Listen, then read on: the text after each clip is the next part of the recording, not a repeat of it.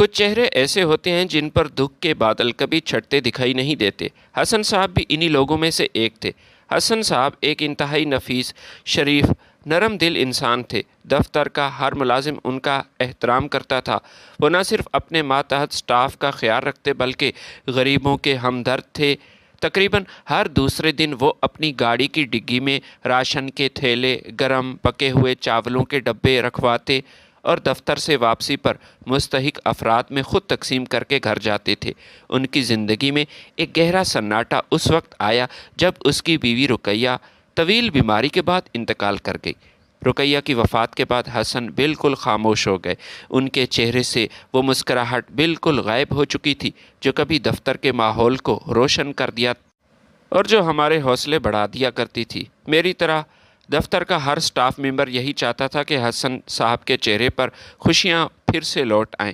اس غم زدہ حالت میں بھی انہوں نے اپنے غریب لوگوں کی مدد کا مشن بند نہ کیا بلکہ خاموشی سے اپنا کام جاری رکھا۔ رقیہ کے انتقال کے چند ماہ بعد غیر متوقع طور پر حسن نے مجھے اپنے کیبن میں بلایا، نہایت شائستگی سے مجھے نکاح کا پیغام دیا۔ یہ بات میرے لیے کسی نعمت سے کم نہ تھی۔ میں حسن صاحب کی سیرت اور اس کے کردار رویے سے اچھی طرح واقف تھی۔ دفتر کا سٹاف ان کی عزت کرتا اور وہ ایک خوشحال سلجھے ہوئے انسان تھے۔ میں نے بغیر کسی تاخیر کے اپنی رضامندی ظاہر کی۔ جب میں نے گھر جا کر اپنے والدین کو یہ بات بتائی تو میری ماں نے شفقت اور تشویش کے ملے جلے لہجے میں کہا کہ بیٹی ناصرہ، ذرا ٹھنڈے دل سے سوچو، حسن صاحب کی عمر تم سے تقریباً 10 سال زیادہ ہے اور وہ ایک 7-8 سال کے بچے کا باپ بھی ہے۔ کیا تم ان تمام باتوں کے باوجود یہ ذمہ داری نبھا پاؤ گی؟ میں نے مسکراتے ہوئے اپنی ماں کو یقین دلایا، امی، حسن سے اچھا انسان مجھے نہیں ملے گا۔ وہ ایک بہترین انسان ہے اور میں اس رشتے سے بہت خوش ہوں، بلکہ میں تو اپنے آپ کو خوش نصیب سمجھتی ہوں کہ مجھے ان کی زندگی کا حصہ بننے کا موقع مل رہا ہے۔ باقی رہا ان کا بیٹا عالیان، تو وہ میرا بھی بچہ ہوگا اور میں اس کا پورا خیال رکھوں گی۔ والدین کی دعاؤں اور خوشیوں کے ساتھ ہمارا نکاح ہو گیا۔ شادی کی رسمیں نپٹانے کے بعد میں پہلی بار جب ان کے گھر میں داخل ہوئی تو گھر کی خوبصورتی اور اس کی وسعت دیکھ کر میری آنکھیں کھلی کی کھلی رہ گئی۔ لیکن اسی شام ایک ایسا منظر میرے سامنے آیا جس نے میرے اندر ایک عجیب سی ناگواری اور الجھن کو پیدا کر دیا۔ ڈائننگ ٹیبل پر جہاں حسن اور اس کا 7 سالہ بیٹا عالیان بیٹھے تھے، وہاں ایک انتہائی سادہ سوتی کپڑوں میں ملبوس عورت موجود تھی جو کہ شاید گھر کی ملازمہ تھی۔ وہ اپنے ہاتھوں سے عالیان کو بڑے پیار سے کھانا کھلا رہی تھی اور اس کا اپنا 5 سال کا بیٹا باسط بھی ان کے ساتھ بیٹھا تھا۔ حسن نے میری طرف دیکھ کر نرمی سے تعارف کروایا کہ ناصرہ، یہ نصیبو بہن ہے، اس گھر کی دیکھ بھال کرتی ہے اور عالیان کا بہت خیال رکھتی ہے۔ حسن نے اسے نصیبو بہن کہہ کر پکارا اور وہ بالکل گھر کے ایک فیملی ممبر کی طرح ہمارے ساتھ ایک ہی میز پر کھانا کھا رہی تھی۔ مجھے یہ سب دیکھ کر شدید کوفت ہوئی۔ میں نے اپنی زندگی میں کبھی مالکوں اور ملازموں کو یوں ایک ہی دسترخوان پر بیٹھتے کبھی نہیں دیکھا تھا۔ نہ ہی میری تربیت میں یہ بات شامل تھی کہ ایک نوکرانی کو گھر کی مالکن کا درجہ دیا جائے اور فرق نہ کیا جائے۔ دفتر میں تو حالات بدل چکے تھے۔ اب میں محض ایک ملازمہ نہیں تھی بلکہ کمپنی کی مالکن بن چکی تھی۔ جب میں دفتر میں قدم رکھتی تو پورا سٹاف احترام میں کھڑا ہو جاتا۔ حسن کی غیر موجودگی میں ہی فیصلہ کرتی تھی اور دفتر کے سارے معاملات وہ بھی سنبھالتی تھی۔ اس احترام اور پاور نے میرے اندر ایک خاص قسم کا غرور بھی پیدا کر دیا تھا، لیکن گھر کا ماحول اس سے بالکل مختلف تھا۔ یہاں مجھے محسوس ہوتا تھا جیسے اس تمام عالیشان بنگلے کی حکمرانی نصیبوں کے ہاتھوں میں ہے۔ وہ خود ایک معمولی نوکرانی تھی لیکن باقی ملازموں پر بھی حکم چلاتی تھی۔ ایک دن میں نے خود اپنی آنکھوں سے دیکھا تھا، وہ باغیچے کے مالی کو ہدایت دے رہی تھی کہ مالی بابا، ان پودوں کو شام کے وقت پانی دیا کریں اور جن پودوں کے پتے مرجھا رہے ہیں ان کی گوڈی کر کے ان میں کھاد ڈالیں تو بہتر ہے۔ پھر کچھ دیر بعد میں نے دیکھا کہ وہ چوکیدار کے پاس گئی اور چوکیدار کو ٹوکتے ہوئے کہا کہ دیکھو بھائی، اگر نماز پڑھنے کے لیے جاتے ہو تو گیٹ پر اپنے متبادل کسی دوسرے بندے کو بٹھا کر جایا کرو، تاکہ پیچھے سے گھر کی سیکورٹی اس میں کوئی غفلت نہ ہو۔ نصیبوں کا یہ انداز مجھے زہر کی طرح لگتا تھا۔ میرے اندر حسد اور غصے کی آگ بھڑک رہی تھی کہ یہ معمولی عورت، یہ نوکرانی اس گھر پر حکومت کیوں چلا رہی ہے؟ میں بس ایک اچھے موقع کی تلاش میں تھی کہ اسے اس کی اصل جگہ اور اس کی اوقات یاد دلا سکوں۔ بالآخر ایک دن وہ موقع مجھے مل گیا۔ حسن دفتر کے ایک اہم کام کے سلسلے میں گھر پر موجود نہیں تھا۔ میں لاؤنج سے گزر کر نصیبوں کے پاس گئی، جو کپڑے استری کر رہی تھی۔ میں نے سینے پر ہاتھ باندھ کر انتہائی سرد اور مغرور لہجے میں اس سے پوچھا کہ نصیبو، ذرا مجھے یہ بات تو بتاؤ، کیا تم حسن صاحب کی کوئی سگی رشتہ دار ہو یا ان کی فیملی ممبر ہو؟ نصیبو نے حیرت سے میری طرف دیکھا، پھر ادب سے اپنا سر جھکا کر بولی، نہیں مالکن، ایسا تو نہیں، میں تو محض اس گھر کی ایک نوکرانی ہوں، ملازمہ ہوں۔ یہ سنتے ہی میرا غصہ بے قابو ہو گیا۔ میں نے تلخی سے جواب دیا، اگر ملازمہ ہو تو پھر اپنی اوقات میں رہنا سیکھو نا۔ میں جب سے اس گھر میں آئی ہوں میں دیکھ رہی ہوں کہ تم حد سے باہر نکل رہی ہو۔ مالک کے مشورے دینا اور ہدایت دینا یہ سب تمہارا کام نہیں ہے۔ یہ گھر کے چوکیدار اور مالی کو حکم دینا، یہ تمہیں کس نے بتایا؟ کس حیثیت سے تم ان کو حکم دیتی ہو؟ کیا تم اس گھر کی مالکن ہو؟ نصیبوں نے خاموشی سے میری ڈانٹ سنی۔ اس کے چہرے پر کوئی غصہ نہیں تھا۔ اس نے اپنی آنکھیں نیچے کی اور نہایت عاجزی سے کہا کہ معاف کیجیے گا مالکن، جیسا آپ کا حکم ہوگا میں آئندہ ویسا ہی کروں گی۔ مجھے لگا کہ شاید میں نے اپنا رعب جما لیا، لیکن اگلی ہی صبح جب میں ناشتے کے لیے نیچے آئی تو دیکھا کہ نصیبو پھر سے آلیان کے پاس وہاں بیٹھی ہوئی تھی، اسے اپنے ہاتھوں سے کھانا کھلا رہی تھی۔ میرا خون کھول اٹھا۔ میں نے آگے بڑھ کر نصیبو کے ہاتھ سے پلیٹ تقریباً چھینتے ہوئے کہا کہ نصیبو، میں نے تم سے کیا کہا تھا؟ آئندہ تم آلیان کو اپنے ہاتھوں سے کھانا نہیں کھلاؤ گی، تم نوکرانی ہو، بات کو سمجھو، یہ میرا کام ہے، میں اپنے بیٹے کو کھلاؤں گی اور اس کا خیال رکھوں گی، تم جا کر اپنے کام کرو۔ میں آلیان سے جتنا پیار جتانے کی کوشش کرتی تاکہ وہ میرے قریب ہو، لیکن 7 سالہ بچہ نصیبوں کا اس حد تک عادی ہو چکا تھا کہ وہ اسی کے ہاتھ سے کھانا کھاتا تھا، وہ میرے پاس بھٹکتا بھی نہیں تھا۔ رات کو وہ نصیبوں کے بیٹے باسط کے ساتھ اس چھوٹے ملازمین والے کمرے میں ہی سو جاتا تھا۔ رات کو جب وہ سو جاتا تو نصیبو اسے بڑے احتیاط سے اٹھا کر ہمارے کمرے میں بستر پر لٹا کر جاتی تھی۔ اگلی صبح ناشتے کی میز پر حسن میرے ساتھ چائے پی رہا تھا۔ انہوں نے ارد گرد دیکھتے ہوئے پوچھا کہ ناصرہ، نصیبو بہن کہیں نظر نہیں آ رہی، کیا اس کی طبیعت تو ٹھیک ہے؟ ناشتے کی میز پر وہ کیوں نہیں آئی؟ ان کے لہجے میں نصیبوں کے لیے فکر تھی جو مجھے ناگوار گزری۔ میں نے چائے کا کپ نیچے رکھا اور کچھ سختی سے کہا کہ حسن، آخر یہ سب کیا چل رہا ہے؟ میں مانتی ہوں کہ آپ نصیبوں کو بہن سمجھتے ہیں، لیکن حقیقت یہی ہے نا کہ وہ اس گھر کی نوکرانی ہے اور اس کا بیٹا بھی ایک نوکرانی کا بیٹا ہی ہے، تو یہ فاصلہ کیوں نہیں؟ میں نے ہی نصیبوں کو منع کیا کہ وہ ہمارے ساتھ میز پر بیٹھ کر کھانا نہ کھائے، اسے اس کا کھانا الگ ملازموں والے حصے میں ملا کرے تو بہتر ہے۔ حسن نے میری بات سن کر کوئی غصہ نہیں دکھایا، بلکہ بڑی محبت اور تحمل سے میرا ہاتھ تھام کر بولے کہ ناصرہ، تم اصل حقیقت سے واقف نہیں ہو۔ نصیبوں کے اس گھر پر، اس خاندان پر بہت سارے احسانات ہیں۔ اس کی ماں بھی ہمارے گھر کی پرانی ملازمہ تھی، لیکن ہم نے کبھی اسے ملازمہ نہیں سمجھا تھا۔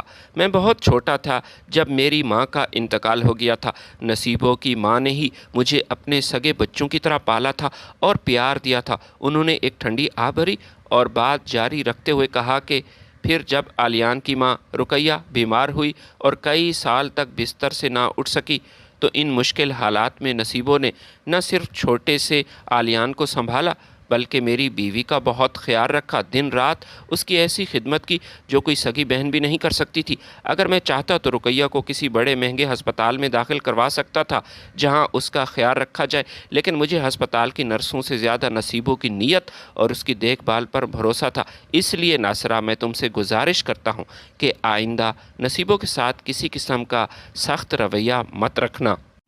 میں اسے محض ملازمہ نہیں، اس گھر کا محترم فرد سمجھتا ہوں۔ حسن کی اس نرم لیکن فیصلہ کن جواب کے سامنے میں اس وقت تو خاموش ہو گئی، لیکن میرے دل میں حسد کی آگ نہیں بجھ رہی تھی۔ میں کسی بھی قیمت پر مالک اور ملازم کے درمیان ایک فاصلہ برقرار رکھنا چاہتی تھی جو میری نظر میں ہی ہونا چاہیے تھا۔ حسن کی موجودگی میں نصیبوں پر کوئی سختی نہیں کر سکتی تھی، کیونکہ حسن کو برا لگتا تھا، وہ اس کی ڈھال بنے ہوئے تھے۔ لیکن میرے ذہن میں سازش کے تانے وہ بننا شروع ہو چکے تھے۔ میں بس ایک اچھے موقع کی تلاش میں تھی کہ کسی طرح حسن اس گھر سے دور ہو یا چھٹیوں پر کہیں چلا جائے اور مجھے اپنی طاقت کا استعمال کرنے کا پورا موقع مل جائے۔ دن گزرتے رہے، لیکن میرے دل میں نصیبوں کے خلاف بغض کی آگ کم ہونے کی بجائے مزید بھڑکتی جا رہی تھی۔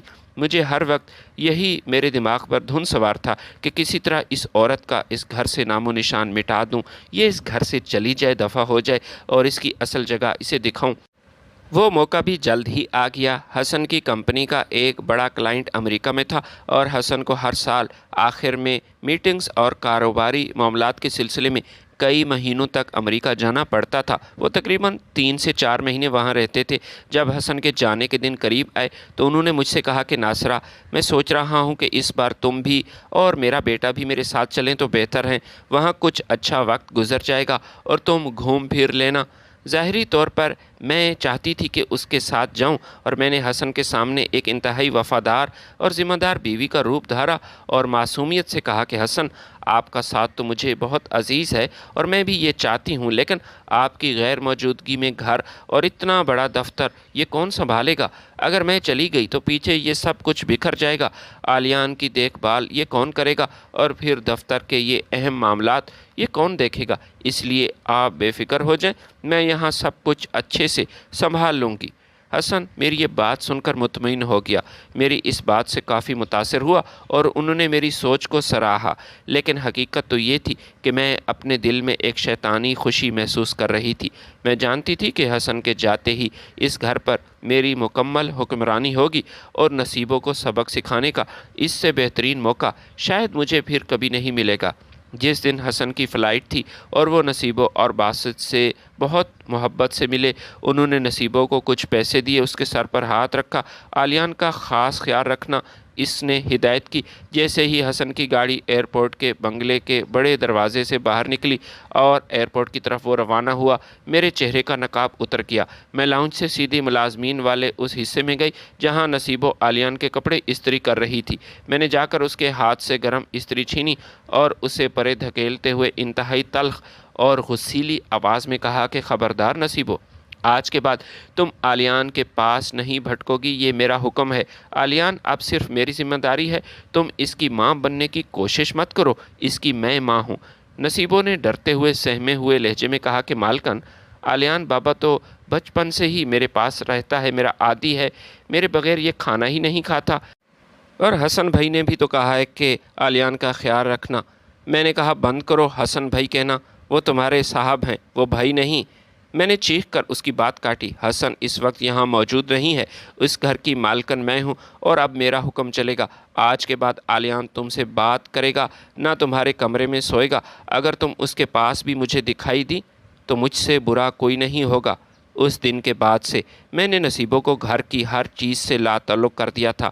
میں نے باقی تمام کام والیوں کو ہٹا کر گھر کے تمام بھاری اور مشکل کام نصیبوں کے حصے میں ہی ڈال دیے تھے۔ صبح سویرے پورے بنگلے کی صفائی وہ خود کرتی، کپڑے دھونا، برتن دھونا، باغیچے کا کام دیکھنا، یہ سب اس کے ذمے تھا تاکہ اسے آلیان کے پاس بھٹکنے کا موقع ہی نہ ملے۔ میں چھوٹی چھوٹی باتوں پر ناراض ہو جاتی، اس پر غصہ کرتی، اسے ذلیل کرتی تھی، لیکن نصیبوں اتنی صبر والی عورت تھی کہ اس نے کبھی میرے سامنے زبان نہیں کھولی تھی۔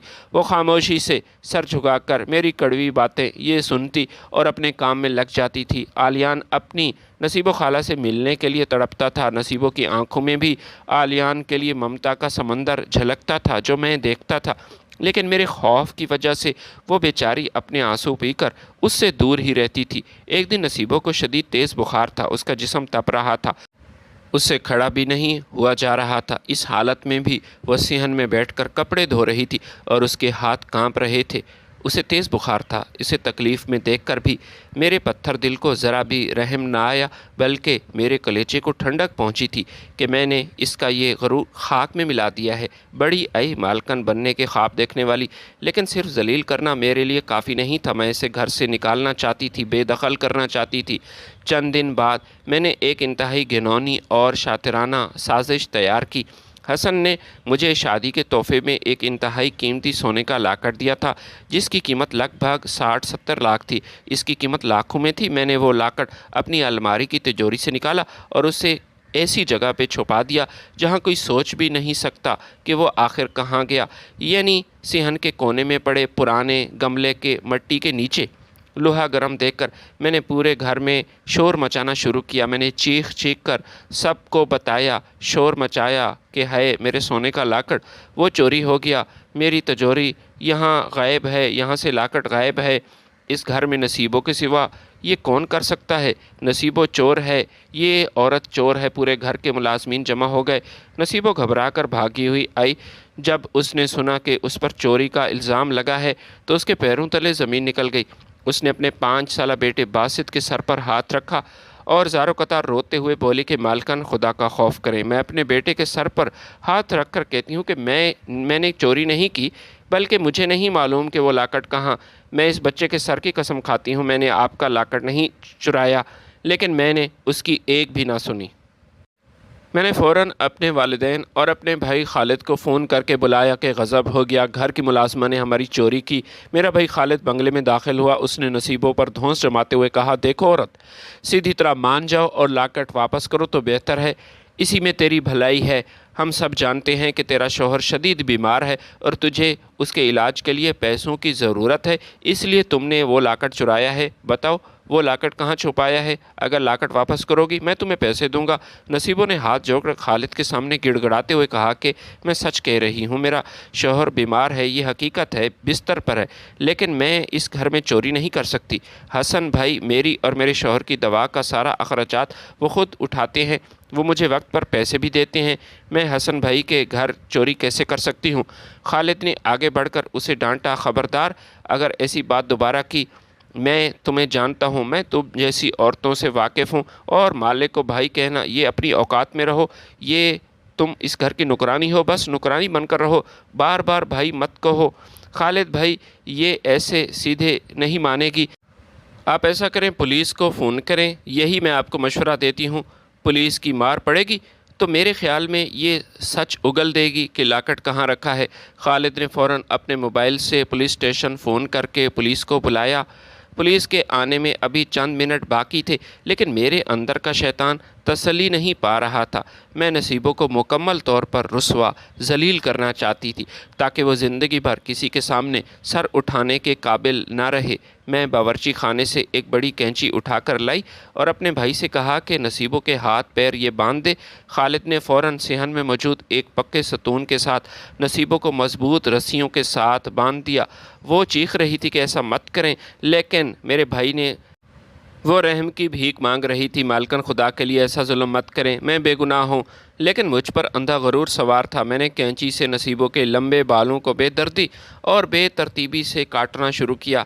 چند ہی منٹوں میں اس کے خوبصورت بال زمین پر بکھر گئے تھے۔ اس کا 5 سالہ بیٹا اب ماں کو اس حالت میں دیکھ کر وہ بھی دھاڑے مار مار کر رو رہا تھا، سہما ہوا تھا، میری امی کو چھوڑ دیں، امی چور نہیں ہے، چچی میری ماں کو مت مارے۔ مجھے اس چھوٹے سے بچے کی چیخوں پر بھی ذرا ترس نہ آیا۔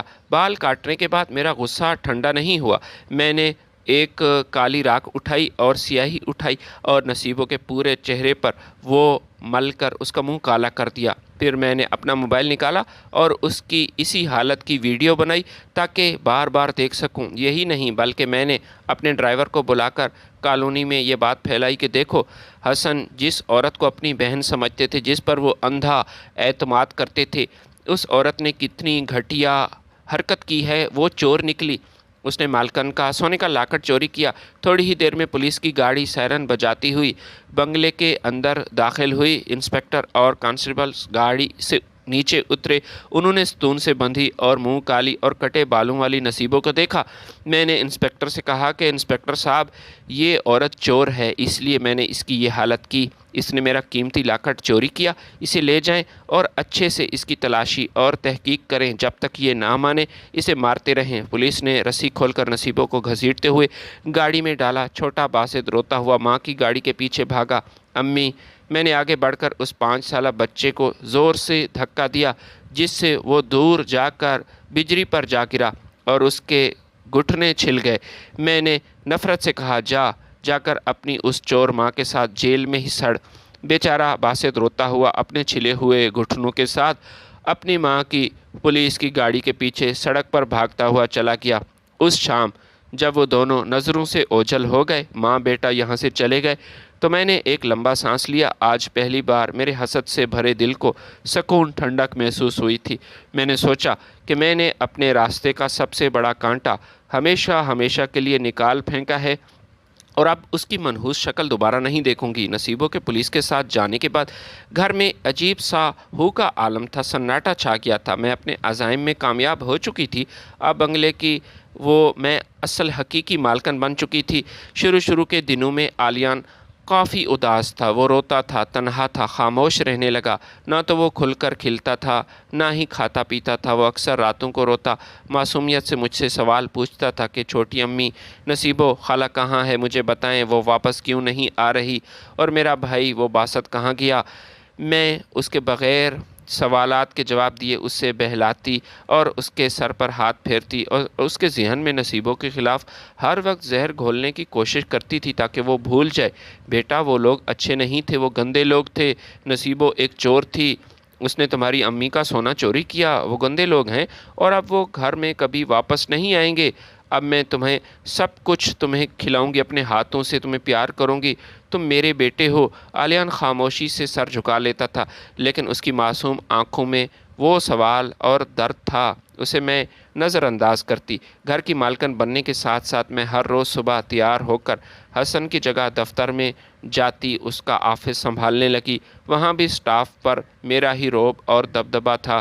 حسن سے امریکہ روزانہ ویڈیو کال پر میری بات بھی ہوتی تھی۔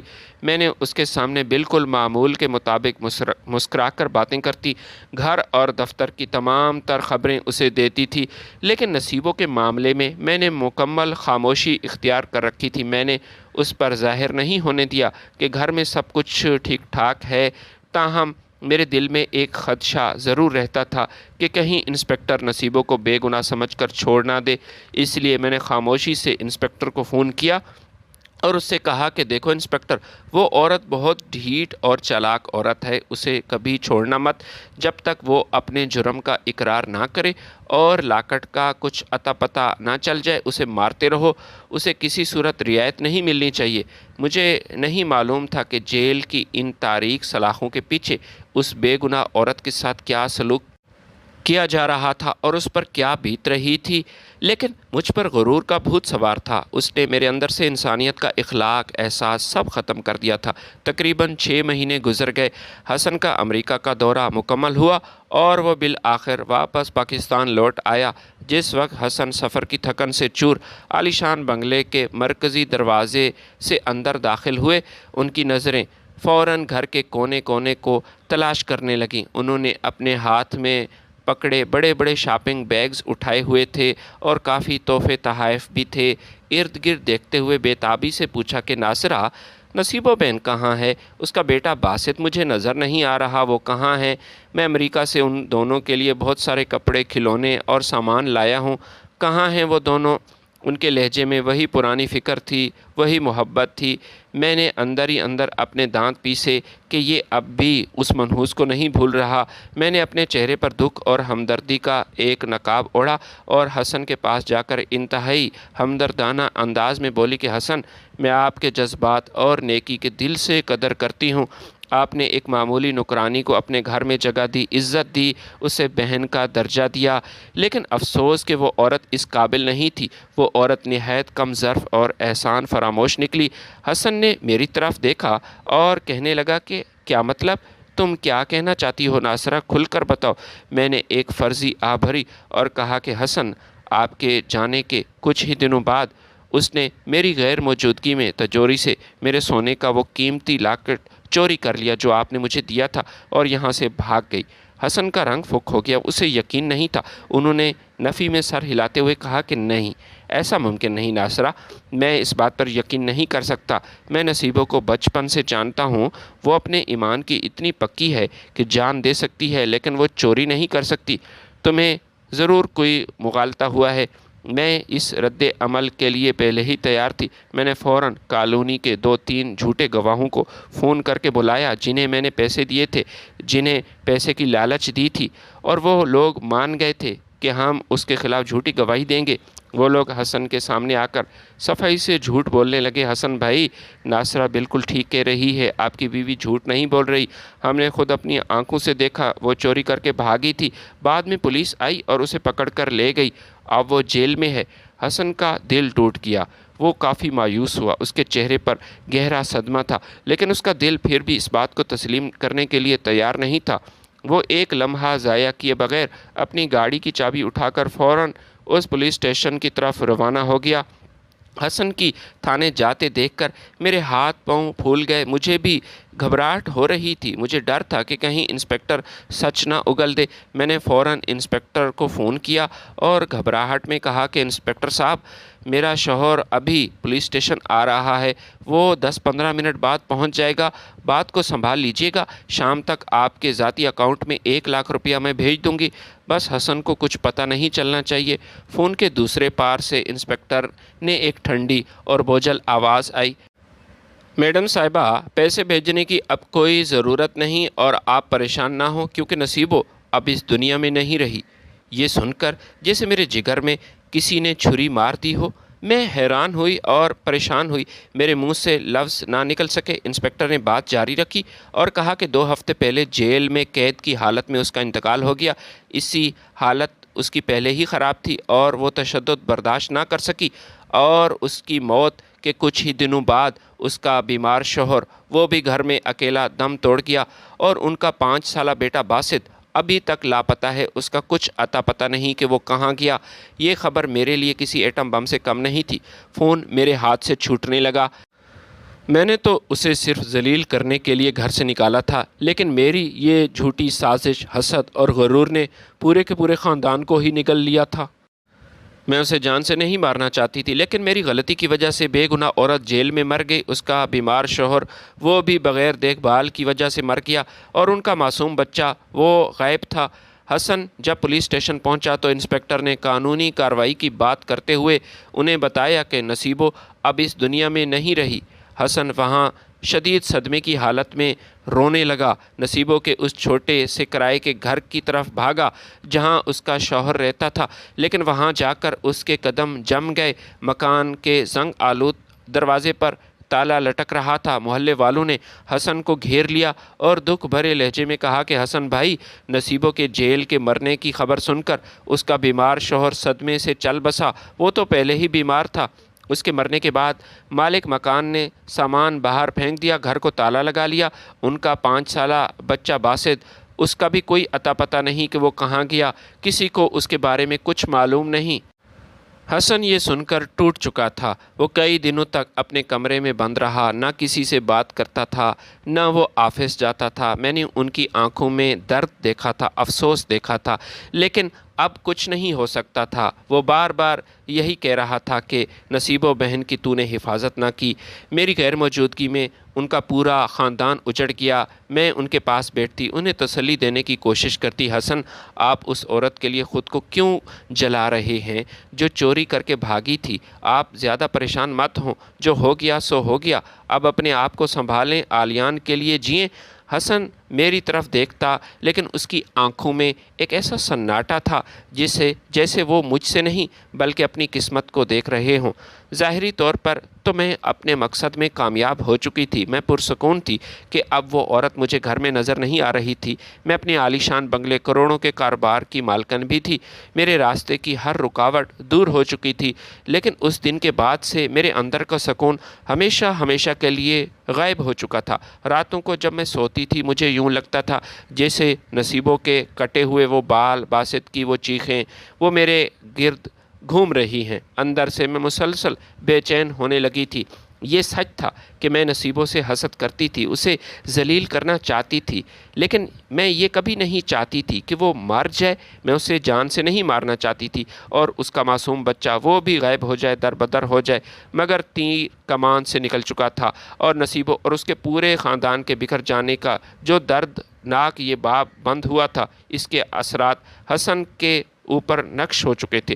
وہ ظاہری طور پر معمول کی زندگی میں واپس لوٹ آیا، لیکن اس کی روح زخمی تھی۔ میں جانتا تھا اب وہ پہلے جیسا نہیں رہا تھا، اکثر خاموش اور تنہا رہنے لگا تھا۔ غریبوں میں راشن کھانا تقسیم کرنے کا وہ کام اب بھی کرتے تھے، لیکن ان کے چہرے پر وہ رونق، اطمینان ہمیشہ کے لیے رخصت ہو چکا تھا۔ کچھ ہی عرصہ بعد اللہ تعالیٰ نے مجھے بھی بیٹے کی نعمت سے نوازا، جس کا میں نے فیضان نام رکھا۔ اس دن میں بہت خوش تھی۔ فیضان کی پیدائش نے میرے غرور کو پہلے سے بھی بڑھا دیا تھا۔ میں عالیان سے محبت تو کرتی تھی، لیکن وہ بڑا ہو رہا تھا، لیکن وہ فیضان سے بے حد محبت کرتا تھا، حالانکہ وہ مجھ سے دور رہنے لگا تھا، لیکن اپنے چھوٹے بھائی سے پیار کرتا تھا، اس کا خیال رکھتا تھا۔ لیکن جہاں تک میرے ساتھ عالیان کا تعلق تھا، وہ نصیبوں کی وجہ سے کافی دور ہو گیا مجھ سے، اور اس کے اس رویے کی وجہ سے میں پریشان ہوئی۔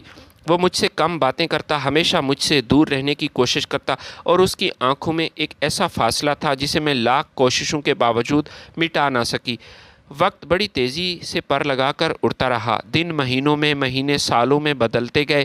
ان 20 سالوں کی طویل مدت میں حالات نے کئی موڑ لیے۔ حسن، جو نصیبوں کے غم اور حسرت کو اپنے اندر ہی پالتا رہا، شدید بیمار رہنے لگا، اور بالآخر 65 برس کی عمر میں وہ اس دنیا سے کوچ کر گئے۔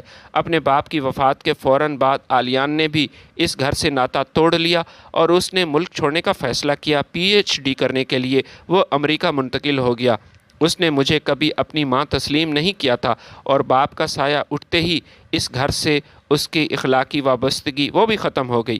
اب اس پورے عالی شان بنگلے اور کروڑوں کے پھیلے ہوئے کاروبار کی میں تنہا مالکن بن چکی تھی، جو کہ میرا خواب تھا۔ ان 20 سالوں میں میں نے اپنی صلاحیتوں اور سخت گیر طبیعت کی بل بوتے پر حسن کی چھوٹی سی کمپنی کو بہت بڑے کاروباری سلطنت میں تبدیل کر دیا تھا۔ میرے پاس دنیا کی ہر آسائش، ہر سہولت موجود تھی۔ میری کمپنی کی شان و شوکت کا یہ عالم تھا کہ پاکستان کے مختلف بڑے شہروں میں ہمارے 8 ہیڈ آفس تھے، وہ قائم ہو چکے تھے، جبکہ بین الاقوامی سطح پر دبئی میں بھی ہمارا کاروبار تھا، اور وہاں بھی ہمارا ایک شاندار آفس چل رہا تھا، اور وہاں لوگ کام کر رہے تھے۔ لوگ مجھے ایک کامیاب با اثر خاتون کے طور پر دیکھتے تھے۔ میرے ایک اشارے پر سوڈان سے لے کر دبئی تک وہ کام کرتے تھے۔ میری گاڑیاں، بنگلے، خادمیں اور دولت کے انبار سے میں کھیل رہی تھی۔ میرے پاس دنیا کی ہر آسائش تھی، لیکن ان تمام بظاہر کامیابی، مرتبے اور دولت کے شاندار محل کے پیچھے میرے اندر کا ضمیر مسلسل بے چین ہو رہا تھا، صرف اور صرف نصیبوں کی وجہ سے۔ میں جب بھی تنہا ہوتی، مجھے نصیبوں کے وہ بال یاد آتے، اس کے منہ پر جو کالک تھی وہ یاد آتی۔ میں اپنے اس پچھتاوے کو دولت کے انبار کے نیچے دبانے کی کوشش کرتی، لیکن انسان جتنا بھی اوپر اٹھ جائے اپنے ماضی اور گناہوں کے بوجھ سے، وہ کبھی بھی آزاد نہیں ہو سکتا۔ پھر میری اس ظاہری خوشی کی دنیا کو اس وقت شدید جھٹکا لگا جب میرے سگے بیٹے، میری کل کائنات فیضان کی طبیعت خراب ہونے لگی۔ فیضان کو اکثر سرد میں شدید درد محسوس ہوتا تھا۔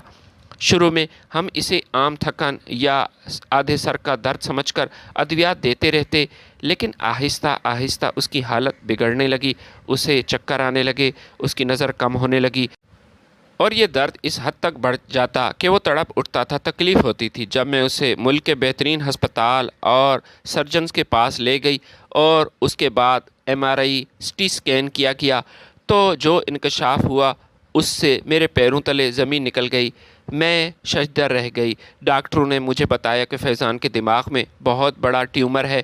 سب سے زیادہ خوفناک اور خطرناک بات یہ تھی کہ اس مرض کی تشخیص کافی تاخیر سے ہوئی تھی۔ رسولی دماغ کے انتہائی حساس نازک حصے میں اس حد تک پھیل چکی تھی کہ کوئی بھی ڈاکٹر اس کا آپریشن کرنے کے لیے تیار نہیں تھا، اور یہی کہتے تھے کہ لڑکے کی جان کو خطرہ ہے۔ میں ملک کے ایک بڑے ڈاکٹر سے دوسرے بڑے ڈاکٹر کے کلینک کے چکر کاٹتی تھی، ملک سے باہر بھی گئی، ان کے آگے ہاتھ جوڑتی، لیکن ہر جگہ سے مجھے یہی جواب ملتا کہ ٹیومر بہت بڑا ہے اور خطرناک ہے، آپریشن انتہائی پیچیدہ اور رسکی ہے۔ اور اس کے بعد لڑکے کی جان کو خطرہ ہے اور اس کے بچنے کے امکان وہ صرف 10% ہیں۔ ہم یہ رسک نہیں لے سکتے۔ میری ساری دولت، میرے 8 ہیڈ آفیسز، میری گاڑیاں، میرے گھر، قافلے، یہ سب کچھ میرے لیے بیکار ثابت ہو رہا تھا۔ میں اپنے اکلوتے بیٹے کو تڑپتی ہوئی زندگی کے سامنے بالکل بے بس تھی، لاچار ہو چکی تھی۔ میں راتوں کو فیضان کے سر اپنے گود میں رکھ کر روتی تھی، اللہ تعالیٰ سے اس کی زندگی کی بھیک مانگتی تھی، صدقہ و خیرات کرتی، لیکن میرے اندر سے ایک آواز آتی کہ ناصرہ، یہ تیرے ہی گناہوں کی فصل ہے جو آج تو کاٹ رہی ہے۔ ہماری فیملی کے ایک پرانے انتہائی معتبر ڈاکٹر تھے جو میرے اور فیضان کی حالت دیکھ کر بہت غمزدہ تھے۔ ایک دن انہوں نے مجھے اپنے کیبن میں بلایا اور ایک امید کی کرن دکھاتے ہوئے کہا کہ ناصرہ بھابھی، پاکستان میں تو کوئی ڈاکٹر فیضان کے آپریشن کا رسک نہیں لے رہا۔ میں نے بہت کوشش کی ہے، لیکن اگلے ہفتے امریکہ سے ایک بہت جانے مانے عالمگیر شہرت یافتہ ماہر سرجن پاکستان آ رہے ہیں۔ پیچیدہ سے پیچیدہ نا امید کیسز کے آپریشن وہ ہینڈل کرتے ہیں، پوری دنیا میں جانے جاتے ہیں۔ اس طرح کے خطرناک آپریشن کرنا صرف اسی کا کام ہے، ہمارے بس کی یہ بات نہیں۔ اگلے ہفتے فیضان کو لے کر ان کے پاس جائیں، وہی آپ کے بیٹے کی شاید جان بچا سکتے ہیں۔ یہ بات سن کر میرے بجھے ہوئے دل میں امید کی ایک شمع جل اٹھی، امید کی کرن پیدا ہوئی۔ میں نے فیصلہ کیا کہ میں اس امریکن ڈاکٹر کے قدموں میں اپنے تمام خزانے کا ڈھیر رکھ دوں گی، اپنی پوری جائیداد بیچ دوں گی، بس کسی طرح وہ میرے بچے کو بچا لے، اس کا آپریشن کرے، اسے ایک نئی زندگی دے۔ اگلے ہفتے کا انتظار میرے لیے صدیوں پر محیط تھا۔ بالآخر وہ دن آ گیا جب وہ بین الاقوامی سرجن پاکستان آیا اور اپنے مقرر کلینک پر مریضوں کو دیکھنے کے لیے بیٹھ گیا۔ میں اپنے بیٹے فیضان کو لے کر دل میں ہزاروں دعائیں اور خوف لیے اس ڈاکٹر کے کلینک کی طرف روانہ ہو گئی۔ کلینک کی انتظار گاہ میں بیٹھ کر ہر گزرتا ہوا سیکنڈ میرے لیے ایک صدی کے برابر تھا۔ ہسپتال کی سفید دیواروں پر لٹکی گھڑی کی ٹک ٹک میرے دل کی دھڑکنوں کو تیز کر رہی تھی۔ میرے ساتھ میرا بیٹا فیضان کرسی پر سر جھکائے میرے ساتھ بیٹھا تھا، جس کا چہرہ شدید درد اور بیماری کی وجہ سے زرد پڑ چکا تھا۔ میں بار بار اس کا ہاتھ اپنے ہاتھوں میں تھام لیتی، دباتی اور دل ہی دل میں اللہ تعالیٰ سے التجا کرتی کہ اے میرے پروردگار، میری زندگی لے لے لیکن میرے فیضان کو شفا دے دے۔ میں نے اپنی زندگی میں جو پاپ کیے ہیں، جو گناہ کیے ہیں، ان کی سزا میرے بیٹے کو مت دے۔ بالآخر اس نے اسسٹنٹ نے فیضان کا نام پکارا۔ میں اسے سہارا دے کر اپنے بیٹے کو ڈاکٹر کے کیبن کے اندر لے گئی۔ شاندار اور عالیشان کیبن میں بڑی سی ڈیسک کے پار ایک روبدار باوقار سرجن بیٹھا ہوا تھا، جس نے لیب کوٹ پہنا ہوا تھا اور اس کے چہرے پر ایک عجیب سا رعب اور خاموشی تھی۔ اس کا چہرہ، آنکھیں کچھ جانی پہچانی سی محسوس ہو رہی تھی، لیکن پریشانی کے اس عالم میں میرا ذہن اس بات پر زیادہ سوچ نہ سکا۔ ڈاکٹر صاحب نے فیضان کی MRI رپورٹس، CT سکینز اور باقی جتنی بھی رپورٹس تھیں وہ غور سے دیکھی، باریک بینی سے معائنہ کیا، چند منٹ خاموشی سے رپورٹس کا جائزہ لیتا رہا اور پھر انہوں نے اپنے اسٹیتھوسکوپ سے فیضان کا معائنہ کیا، اس کی آنکھوں میں روشنی ڈال کر چیک کیا اور پھر گہرا سانس لے کر وہ فائل بند کر دی۔ میں نے بےتابی سے ہاتھ جوڑتے ہوئے پوچھا کہ ڈاکٹر صاحب بتائیں، خدا را کچھ تو بتائیں میرے بیٹے کے بارے میں، کیا یہ ٹھیک ہو جائے گا؟ پاکستان کا کوئی ڈاکٹر اس کا آپریشن کرنے کے لیے تیار نہیں اور مجھے آپ سے ہی امید تھی۔ سب کہتے ہیں کہ رسولی بہت بڑی ہے، آپریشن سے جان جا سکتی ہے، آپ ہی میری آخری امید ہیں۔ ڈاکٹر صاحب نے اپنی اینک اتاری، ڈیسک پر رکھی اور انتہائی سنجیدہ لہجے میں کہا کہ میڈم صاحبہ، آپ کی فیملی ڈاکٹر نے بالکل ٹھیک کہا تھا، یہ کیس کافی انتہائی پیچیدہ ہے۔ زندگی میں نے ایسے کیس کافی کم دیکھے ہیں۔ رسولی دماغ کے مرکزی شریانوں کے قریب ہے اور ذرا سی بھی غفلت لڑکے کو ہمیشہ کے لیے مفلوج کر سکتی ہے یا اس کی جان جا سکتی ہے، لیکن یہ آپریشن ناممکن نہیں ہے۔ اگر صحیح وقت پر مہارت سے آپریشن کیا جائے تو لڑکے کی جان بچ سکتی ہے، لیکن کوئی گارنٹی نہیں۔ اور سچ یہ ہے کہ ہمارے پاس وقت بہت کم ہے۔ اگر کل تک آپریشن نہ ہوا تو مریض کی حالت ناقابل علاج ہو جائے گی اور آپریشن کامیاب ہونے کے چانسز 1% سے بھی کم ہو جائیں گے۔ یہ الفاظ سن کر میرے دل کو ایک نئی زندگی ملی، آنکھوں میں روشنی کے آنسو جاری ہوئے۔ میں نے کہا ڈاکٹر صاحب، آپ آپریشن کی تیاریاں کریں، میں جتنے پیسے آپ کہیں گے کروڑوں روپے دینے کو تیار ہوں۔ دبئی سے لے کر پاکستان کے ہر حصے تک میرے خربوں کی جائیداد ہے، 8 ہیڈ آفیسز ہیں اور میری پوری سلطنت آپ کے قدموں میں نچھاور کر دوں گی۔ بس میرے فیضان کو، میرے بیٹے کو اس کا آپریشن کریں، اسے بچا لیں۔ ڈاکٹر کے چہرے پر مسکراہٹ ابھری اس نے اپنے اسسٹنٹ کو بلایا اور فیضان کے آپریشن کی ابتدائی تیاریوں اور ٹیسٹ کے لیے ایڈمٹ کروانے کی ہدایت جاری کی۔ فیضان کے باہر جانے کے بعد ڈاکٹر نے مجھے اپنے سامنے پڑی کرسی پر بیٹھنے کا اشارہ کیا۔ انہوں نے اپنے کیبن کا دروازہ بند کیا اور میری طرف دیکھ کر نہایت سرد اور سپاٹ آواز میں بولے کہ میڈم صاحبہ، آپ کو اپنی دولت پر شاید زیادہ ہی غرور ہے۔ آپ کی دولت، یہ آپ کے یہ آفس ہیں، یہ آپ کو مبارک ہوں۔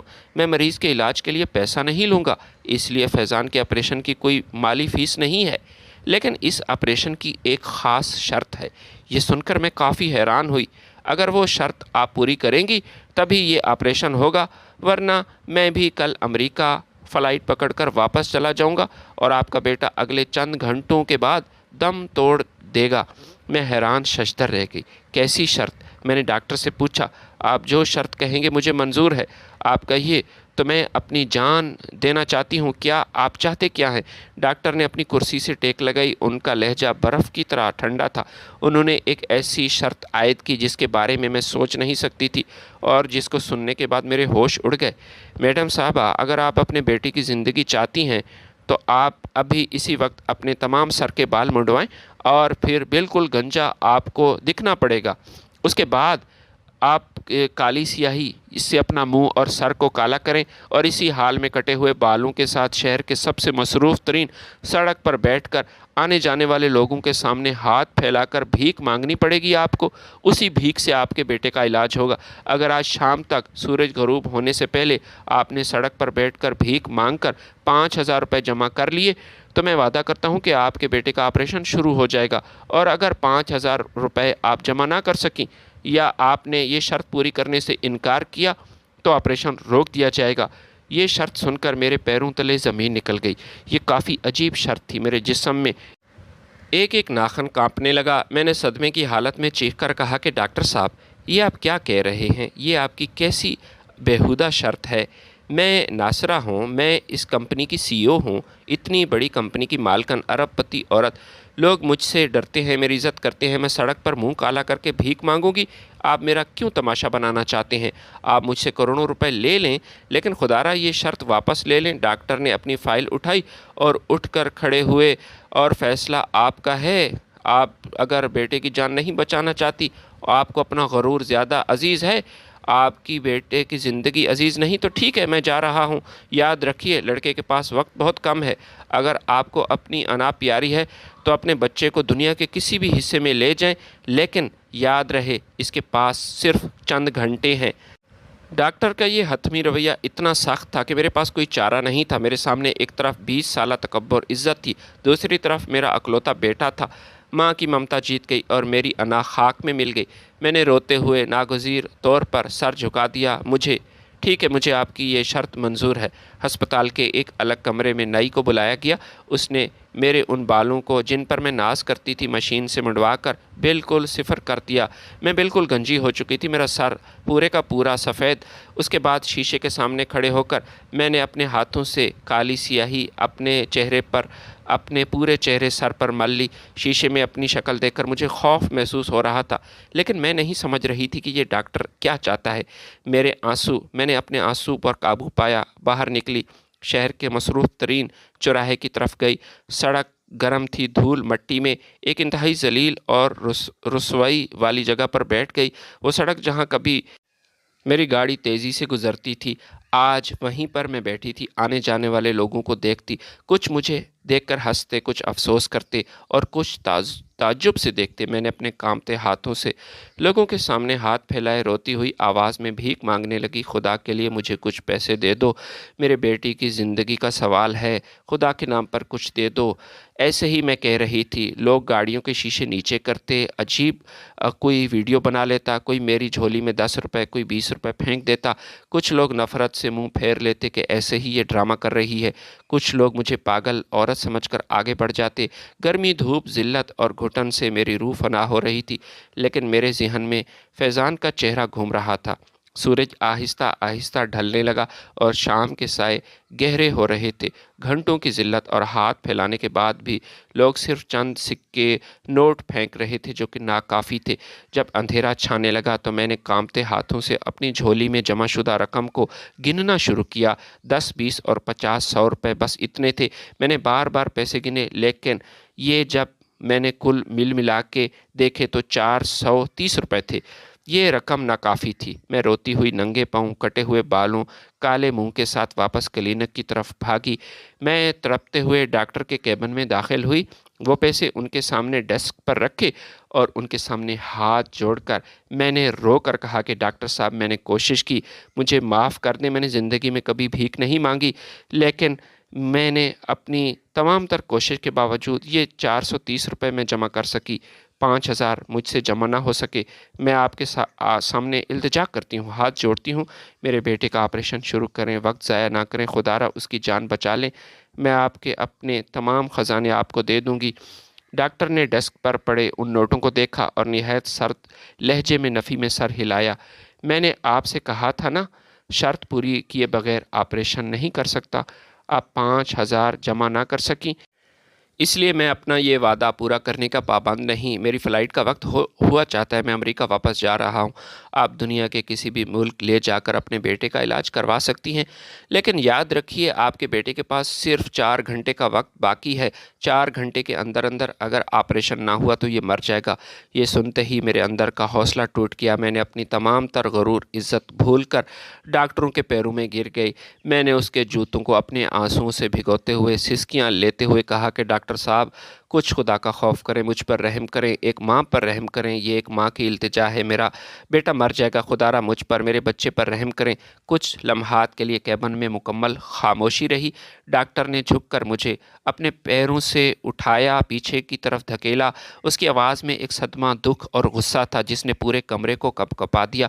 انہوں نے میری طرف دیکھا اور انتہائی دردناک آواز میں پوچھا کہ میڈم ناصرہ، آپ نے میری ماں پر کیا رحم کیا تھا جب وہ چلا رہی تھی، رو رہی تھی کہ اس نے چوری نہیں کی؟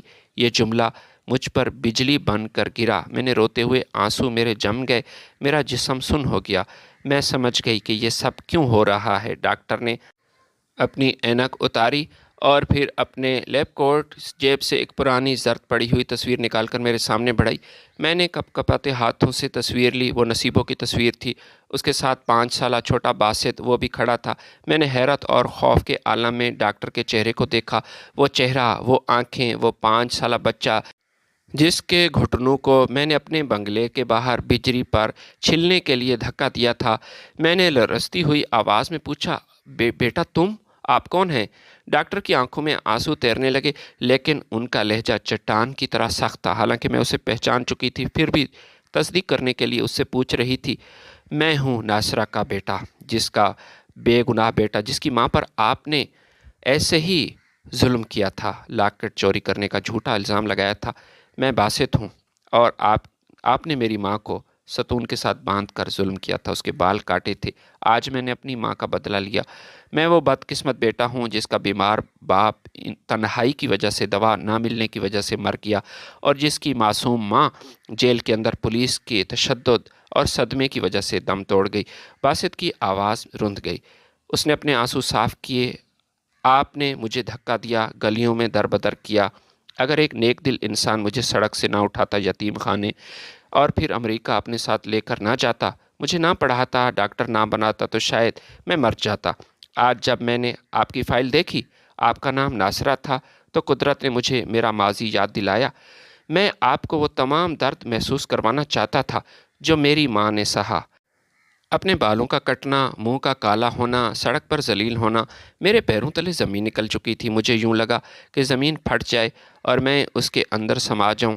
میری روح تک کانپ چکی تھی۔ میں جس بات کو 20 سال پہلے بھول چکی تھی، آج پھر وہی میرے سامنے بچہ کھڑا تھا اور میرے بچے کی زندگی اور موت کا مالک بنا تھا۔ میں کس منہ سے اس سے معافی مانگتی؟ میں تو اس کے پورے خاندان کی قاتلہ تھی۔ میں اس کی سب سے بڑی گنہگار تھی۔ کیبن کی فضا پر ایک دردناک بوجھل خاموشی طاری تھی۔ میں سکتہ کی حالت میں زمین پر بیٹھ گئی، باسط کے چہرے کو دیکھ رہی تھی جو اپنے درد، صدمے اور ماضی کی یادوں کو آخری حد تک چھو رہا تھا۔ میرے پاس اپنے دفاع میں کہنے کے لیے ایک لفظ باقی نہیں تھا۔ میرا جرم اتنا بڑا تھا کہ دنیا کا کوئی لفظ، کوئی معافی اس کے سامنے بالکل ننگے پاؤں کھڑی تھی۔ میں نے جرأت کر کے اپنے ہاتھ آگے بڑھائے اور باسط کے پیروں کو چھونے کی کوشش کی، لیکن اس نے اپنے قدم پیچھے ہٹا لیے۔ اس کی آنکھوں میں نفرت کی بجائے ایک ایسا سکون اور اطمینان تھا جس نے مجھے اندر تک ہلا کر رکھ دیا تھا۔ اس نے گہرا سانس لیا، اپنی اینک دوبارہ پہنی اور میری طرف دیکھ کر نہایت دھیمے اور باوقار لہجے میں کہا کہ جائیں میڈم جائیں، اندر آپریشن تھیٹر میں جا کر دیکھیں تو صحیح۔ آپ کا بیٹا فیضان آپ کا انتظار کر رہا ہے، اس کا آپریشن ہو چکا ہے۔ یہ جملہ سن کر اپنے کانوں پر مجھے یقین نہ آیا۔ میں نے حیرت بدحواسی کی حالت میں اس کی طرف بھاگی۔ کیا مطلب؟ باسط کے چہرے پر ایک تلخ لیکن پاکیزہ مسکراہٹ ابھر آئی۔ اس نے کہا کہ جب آپ منہ کالا کر کے اپنے بال کٹوا کر سڑک پر بھیک مانگنے کے لیے گئی تھی، میں نے آپ کو کیبن میں بٹھانے کے فوراً بعد فیضان کا آپریشن تھیٹر میں اس کا آپریشن شروع کر دیا تھا۔ میں ایک ڈاکٹر ہوں اور میں نے انسانیت کی خدمت کی قسم کھائی ہے۔ میں چاہتا تو آپ سے بدلہ لے سکتا تھا، لیکن آپ کے بیٹے کو تڑپا ہوا ایسے نہیں دیکھ سکتا تھا۔ لیکن میری ماں نصیبوں نے مجھے یہ تربیت نہیں دی تھی کہ میں کسی کی جان لوں۔ میری ماں نے مجھے معاف کرنا، انسانوں سے محبت کرنا سکھایا تھا۔ آپریشن کامیاب ہو چکا تھا، رسولی نکال دی گئی تھی اور اللہ تعالیٰ نے آپ کے بیٹے کو نئی اور مکمل زندگی عطا کی ہے۔ باسط کے ان الفاظ نے میرے دل پر کوڑوں کا کام کیا۔ ان کا یہ احساس میرے گناہوں کے بوجھ سے 1000 گنا زیادہ بھاری تھا۔ اگر وہ میرے بچے کو مار دیتا، آپریشن نہ کرتا، تو شاید مجھے اتنی تکلیف نہ ہوتی جتنی اس کے اس عظیم احسان نے مجھے تکلیف دی۔ باسط نے اپنی میڈیکل فائل سمیٹی، اپنا بیگ اٹھایا، کیبن سے باہر نکلتے ہوئے رکا۔ اس نے پیچھے مڑ کر دیکھے بغیر کہا کہ میں نے فیضان کی زندگی بچا کر اپنی ماں کی روح کو سکون پہنچا دیا ہے۔ میں آپ کے بیٹے سے کوئی دشمنی نہیں رکھنا چاہتا تھا، وہ تو بے گناہ ہے، لیکن میں آپ کو کبھی معاف نہیں کروں گا، یاد رکھنا، کیونکہ کچھ گناہ ایسے ہوتے ہیں جن کی معافی زمین پر نہیں ملتی۔ یہ کہہ کر باسط کیبن سے نکل گیا اور اس کے قدموں کی چاپ ہسپتال کی راہداری میں گم ہو گئے۔ میں لڑکھڑاتے قدموں کے ساتھ آپریشن تھیٹر کے ICU روم کی طرف بھاگی۔ وہاں شیشے کے پار فیضان بستر پر لیٹا ہوا تھا۔ اس کے سر پر پٹیاں بندھی ہوئی تھیں، لیکن اس کی آنکھیں کھلی تھیں۔ اس کے چہرے پر زندگی کی رمق واپس آ چکی تھی۔ جب میں نے کمرے میں قدم رکھا تو فیضان نے ہولے سے مسکرا کر میری طرف دیکھا اور پھر دھیمی آواز میں کہا کہ امی، ڈاکٹر صاحب بہت اچھے تھے، انہوں نے میرا خیال رکھا، انہوں نے آپریشن سے پہلے مجھ سے کہا تھا کہ گھبرانا نہیں، تمہاری امی تم سے بہت پیار کرتی ہے، تمہیں ابھی جینا ہے۔ امی میں بالکل ٹھیک ہوں۔ اپنے بیٹے کو صحت یاب محفوظ دیکھ کر میں وہیں زمین پر میں نے سجدہ شکر ادا کیا۔ میری آنکھوں سے آنسوؤں کا سمندر بہہ رہا تھا۔ خدا کا کرم تھا کہ اس نے میرے گناہوں کی سزا میرے بیٹے کو نہ دی، لیکن اس نے مجھے ایک ایسی سزا دی جو موت سے بھی زیادہ دردناک تھی۔ فیضان کو ہوش میں دیکھنے کے بعد میرے اندر ایک جنونی بے تابی پیدا ہوئی کہ میں کسی بھی طرح ڈاکٹر باسط کے قدموں میں جا کر دوبارہ اس سے معافی مانگوں۔ شاید وہ مجھے معاف کر دے۔ میں چاہتی تھی کہ وہ مجھے گالیاں دے، مجھے مارے، مجھ پر تشدد کرے، لیکن مجھے معاف کر دے تاکہ میرے دل کا بوجھ ہلکا ہو جائے۔ میں بدحواسی میں کلینک سے باہر بھاگی، اسسٹنٹ سے پوچھا کہ ڈاکٹر باسط کہاں ہیں؟ اس نے مجھے بتایا کہ میڈم صاحبہ، ڈاکٹر صاحب ابھی ایئرپورٹ کے لیے روانہ ہوئے ہیں، وہ آج شام کی فلائٹ سے واپس امریکہ جا رہے ہیں۔ اگر آپ تیز جائیں گی شاید وہ آپ کو مل جائیں۔ میں نے گاڑی کی چابی اٹھائی اور پھر ایئرپورٹ کی طرف بھاگی۔ ایئرپورٹ کے ڈپارچر لاؤنج میں پہنچی، سیکورٹی سے ڈاکٹر باسط کا پوچھا۔ انہوں نے بورڈنگ بورڈ کی طرف اشارہ کیا۔ امریکہ کی فلائٹ رن وے سے پرواز کر چکی تھی۔ اس نے مجھے معاف نہیں کیا تھا اور وہ چلا گیا، بلکہ مجھے اپنی ہی نظروں میں اتنا گرا دیا کہ میں اپنا عکس شیشے میں دیکھنے کے قابل نہیں رہی تھی۔ وقت گزرتا چلا گیا۔ آج اس واقعے کو کئی سال بیت چکے ہیں۔ گھر میں تمام آسائشیں ہیں، شاندار بنگلہ، گاڑیاں، دولت، سب کچھ موجود ہے، لیکن میں اب اس عالیشان بنگلے کے ایک اندھیرے تنہا کمرے میں رہتی ہوں جہاں کبھی نصیبو رہتی تھی۔ میں روزانہ شیشے کے سامنے کھڑی ہوتی ہوں، اپنے چہرے کو دیکھتی ہوں تو مجھے نصیبو کا کٹے ہوئے وہ بال، باسط کی آنکھوں کا درد نظر آتا ہے۔ میں نے سالوں تک باسط کو امریکہ میں تلاش کرنے کی کوشش کی، خطوط لکھے، ان سے رابطہ کیا، لوگوں کو بھیجا تاکہ اس سے رابطہ ہو سکے اور میں اس سے معافی مانگ سکوں، لیکن اس نے اپنا کوئی عطا پتہ، کوئی ایڈریس باقی نہ چھوڑا۔ وہ میری زندگی سے ایسے غائب ہوا جیسے کوئی خواب ہو۔ ڈاکٹر باسط نے مجھے دنیا کی سب سے بڑی سزا دی۔ اس نے اپنے والدین کی قاتل یعنی مجھے جان لینے کی بجائے، صدمہ دینے کی بجائے میرے بیٹے کی جان بچا کر مجھے ضمیر کی ایسی قید میں ڈال دیا جس سے میری رہائی مرتے دم تک نہیں ہو سکتی۔ ویڈیو پسند ہے تو لائک اور شیئر ضرور کیجیے گا۔ اللہ حافظ۔